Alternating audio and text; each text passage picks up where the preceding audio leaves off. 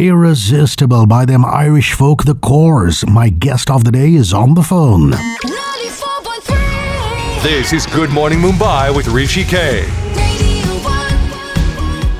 The COVID-19 lockdown has thrown a lot of people out of whack. By that I mean mental health has proved to be a very important ingredient of our overall well-being. And I just thought that it's ideal at this point of time if we get some expert opinion. Aviva Damania is on the telephone line. She's a psychologist, counsellor. She currently works with the Pithi Group, but before that an extensive career working with charities and a lifetime spent studying her craft. Good morning, Aviva. I hope your friends, your extended family, your colleagues are all fine during this COVID-19 lockdown. Hi, Hrishi. Thank you so much for having me and thank you for the introduction. All good here and I hope you're good too. Well, so far so good, can't complain. Domestic abuse has gone up. The United Nations has actually commented on that with numbers, and obviously with people cooped up in particular in small flats in Mumbai city or even in shanties across India, it's a problem. How can victims tackle this kind of domestic abuse? Yeah, it's really unfortunate and it's the sad truth that there has been such a surge in domestic violence during this time. Of course, there are the pre-existing cases of domestic violence, but there are also newer cases coming up. And I think that because of all the stress and anxiety and the anger and just similar emotions like that, there's a heightened negativity, which is why perpetrators are more on edge and victims lack social support right now, which is why it's increasing so drastically. But what I think is very important is for victims to remember that it's not their fault and they are not the reason behind the abuse. So very often I've noticed that victims don't believe that what is happening to them is happening because of the perpetrator. They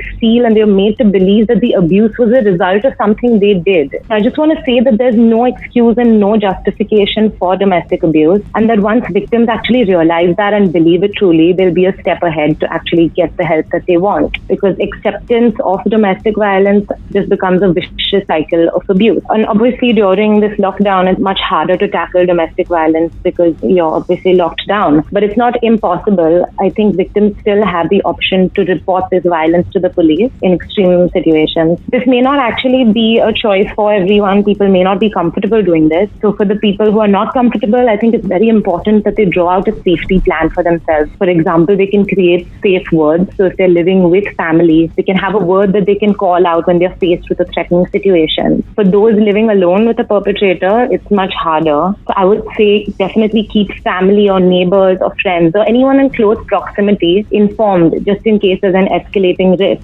And this also sort of builds perpetrator accountability. So he's accountable for his actions. There are also a number of helplines now for domestic violence and also websites that offer counseling for victims. So I think this is really helpful at this time. And also there has been a lot of perpetrators trying to change their pattern of violence. From my practice, they've been coming in saying that they want to change and they want to break this cycle, but they don't know how. So obviously these websites are not only for victims, they're also for perpetrators to change this cycle. So I think that this extra time that we have now can actually help, reduce domestic violence overall and even in the future. So I think that we should make use of these resources and everyone should speak up. Well, that's a very valid point about the perpetrators needing help themselves. More insights from psychologist counsellor Aviva Damania up ahead. Enjoy some music now in the form of the Imagine Dragons and Believer. I'm Hrishi K. The lovely Ariana Grande with Into You. COVID-19 has brought out some grim realities, and mental health during the lockdown is our special focus this morning. Psychologist counsellor Aviva Damania, who uses some novel methods of therapy. More chat. 94.3. This is Good Morning Mumbai with Hrishi K.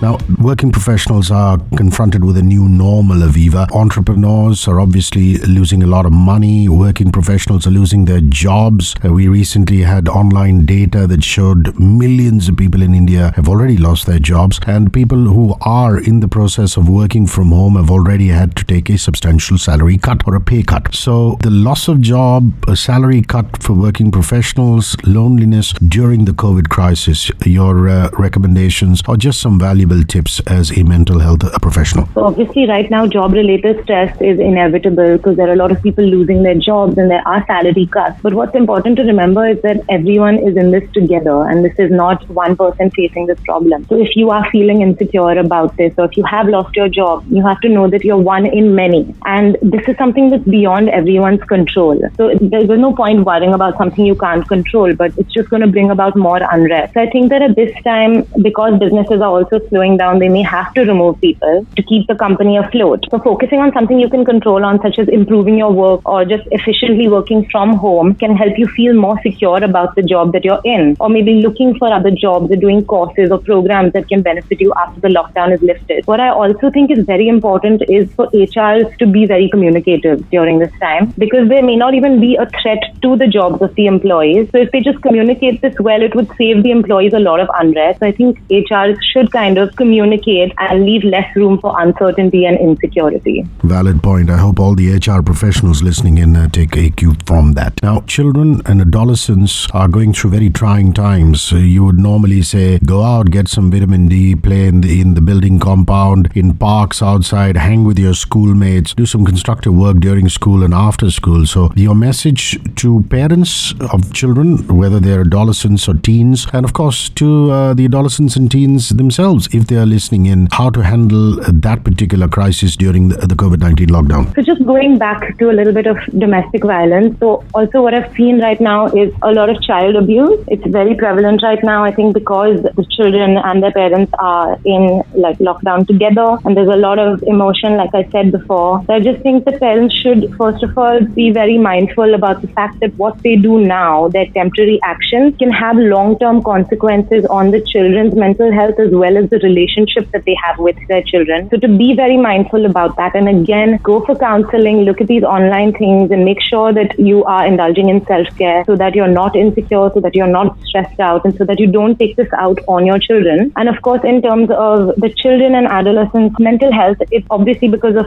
the lockdown, they're probably away from their friends, but social distancing does not involve virtual distancing, right? So now with smartphones and the internet, the world has just become a smaller place. So besides the basic phone call and video calls, there are so many apps and websites to stay connected or even build new connections at this time. And I think the lockdowns actually brought out innovative ways to stay connected. And I think that might help people feel a little less alone. In terms of children, also they can do a lot of courses and figure out what they want to do in their lives. Usually when you have school and tuitions, you get caught up in that rut and you don't really pay attention to these things such as aptitude tests and, discovering what you want. So I think using this time fruitfully to kind of figure out what your child wants or what you want as a child or an adolescent would be really helpful. So as soon as the lockdown is lifted, you know exactly which direction to go in. So I think that would be really helpful. Wonderful. Up ahead, integrating technology into therapy and treatment with Aviva Damania, the psychologist and counselor, who's my guest of the day. This year is Mabel with Boyfriend on 94.3 Radio 1 One World, your station. My name is Hrishi K. The Gorillas, the band with a sense of humor. That's their best known hit, Feel Good Incorporated, an MSc in mental health from the United Kingdom. Aviva Damania is a practicing psychologist and counselor, and she's throwing some light on aspects of mental health during this COVID-19 lockdown.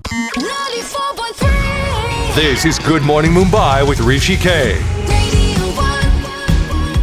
I want to talk a little bit about your time in the United Kingdom. I believe you did a master's in mental health from the University of London. Your learnings and your time spent in the UK, because, as much as experiences as you've gotten in the country and you continue to get, it must have been very valuable to speak to, people in the sphere of education as far as mental health is concerned, and also to get some international exposure. Yeah, absolutely. It was such a great learning experience. The university I went to was called City University, and the health science division there is absolutely phenomenal. Most of the people enrolled with me were actually working professionals and practitioners from diverse cultures. So there was a lot of multi-dimensional learning. We had this very interesting seminar called a reflective practice, where every day someone would come up with a different case from their practice, and the rest of us would sort of discuss and give perspective on how a case like that would have been handled in respect to our workplace. So it was basically one person coming up with a problem and the rest of us saying how we would solve it in our country. So you can only imagine how helpful that was was to get different treatment plans and understand different contexts of mental health. So I just learned so much from that. And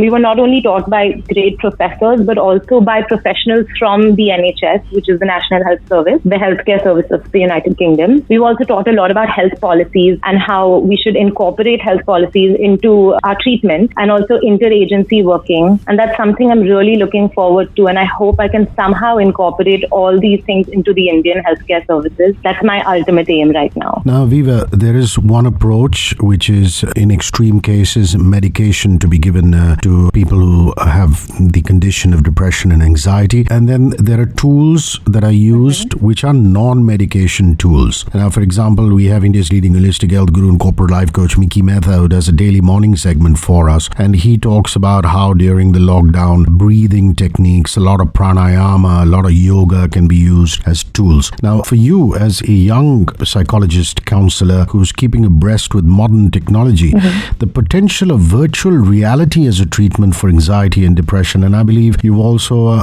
written a paper on it, which was actually your thesis paper or your research paper during your master's, to talk to me about the potential of virtual reality in mental health. Yes, definitely. So the idea was actually because I tried on a virtual reality tool myself, not as therapy, but just like a fun game. And I realized that it's so immersive and it was so therapeutic, even though the intention was not therapy. So this was much before I actually began my course, but I wondered about how it would be if the intention was therapy. And also a lot of people at the hospital where I work were very reluctant to take medication. There are a lot of side effects and some people are just not comfortable with the idea of it and they think that it would lead to dependence. So they go for alternate therapies like Mickey Mehta suggests, aromatherapy, and a lot of the things that he suggests in terms of wellness. So I thought this would be something fun and different, and with the growing technology and the technology of VR itself, which is constantly developing, I just thought it would be so interesting to study something like that. And also there's such a rise of things like artificial intelligence in the healthcare space. So I thought virtual reality would be a great area to explore, and the side effects of virtual reality are far less than a lot of other potential therapies. So that's why I conducted my research on this, and it did lend support to virtual reality. But I think there's a lot of more study and research required, which I plan on doing soon enough. And as you may or may not know, virtual reality is anyway an accepted treatment for phobia, and it's also used for training and simulation. So this is not exactly an unknown concept in the mental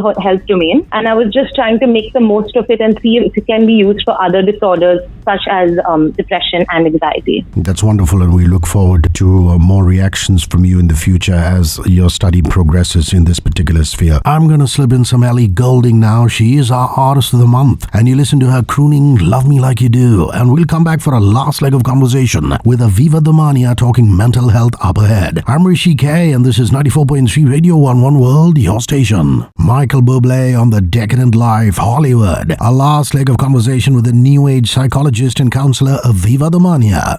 94.3. This is Good Morning Mumbai with Hrishi K. Now, let's come to your work in India. And before you left for the United Kingdom, you were very active with certain charities. You also worked at a local hospital at the daycare center. So you work with those charities and your hospital work. So much before I began my hospital work, I was deeply rooted with charity. I wasn't very much into the mental health space at the time. But then I realized that what I was doing with them wasn't really giving much of a benefit. I wanted something to be more direct. And then I decided that I think I should start talking to the children, because they came from such impoverished backgrounds and they were so underprivileged that I realized that their parents probably were ignorant about mental health, and that was definitely not a concern for them given that they were coming from those conditions. So I began to sort of start talking to them one-on-one, and the results just amazed me because they just needed someone to listen to or someone to just advise them from the outside. And there was so much physical abuse and sexual abuse and neglect and abandonment, which gave rise to a lot of depression and anxiety and obsessive defiance, which is seen in a lot of children, and also surprisingly a lot of animal cruelty and even ADHD. And I think that just me addressing these issues with them was so satisfying for me also, and that's actually where my love for mental health actually began, because this is where everything started. After that, I had my BA in psychology, and then I continued to work at Masina Hospital with Dr. Macheswala, and that was also life-changing. What I saw there, I just fell in love with the area. I thought that it's so important, and there's so much stigma around it that I just wanted to get into it and really kind of try to reduce the stigma and try and get people to seek help. And also at the charities that I was associated with, we had people like Arzan Khambata, you may know. He had an art camp with us. And when I was in the hospital, I also organized a multi-diagnostic camp with Dr. Machiswala and also had an eye camp with Dr. Natarajan. So these were the kind of approaches that I wanted to be associated with, where children and their families also would get a direct impact from what I was doing. So that was so self-actualizing for me, and it was a great experience. And for anyone out there who's doing psychology, who wants to get into the domain, I would really suggest getting into charities and doing your bit right now and fall in love with this area like I did. Incredible. I'm a big advocate, Aviva, of in-house psychologists and counselors for employees, and I think India Inc. needs that on a firm footing right now. Your current work at the Pithi Group, what does it involve? Just take us through that, please. So my designation at Pithi Group is the Senior Manager of Employee and Workplace Wellness. Under Pithi Group, we have Pithi Realty, Pithi Consumer, and we have a media network called Intent Media. We have a lot of employees, of which 60 employees have visited me for counseling sessions since I began work. And that's actually a very, very large number, because I wasn't expecting these many people to be this open to something like counseling sessions. But it's been amazing. And we continue to have wellness activities for the employees like Zumba and yoga. And we're looking at a lot of other benefit plans and things like that, just to help them mentally as well as overall wellness. And I think it's such a great initiative taken up by Pithi Group. I think a lot of companies have this abroad, and I think it's so essential for companies to have it in India as well. For example, right now would be a perfect time for employees to come and have counseling sessions with a wellness manager, like they are right now with me. And I think it's very, very important to have someone like that. It's not only good for the employees, but it's also great from a business perspective, because it really increases the productivity of the employees. I think it's a great, great initiative taken up by Pithi Group, and I hope more organizations continue this trend. Aviva Damania, thank you very much for talking to me and for all your insights on mental health. If people who are listening need to get in touch with you, are you available on social media or on LinkedIn, or is there an email ID that they can reach out to you, please? Yes, I am available on LinkedIn. So anyone interested can hit me up on LinkedIn, and I'll give you my email address, and then we can see how we can go ahead. So my LinkedIn username is just Aviva Damania. Thanks very much. You have yourself a good day, and we'll speak soon. Bye-bye. See you. You too. Thank you. Bye. Let's do some Dua Lipa with Blow Your Mind. My name is Hrishi K, and this is 94.3 Radio 1 One World, your station.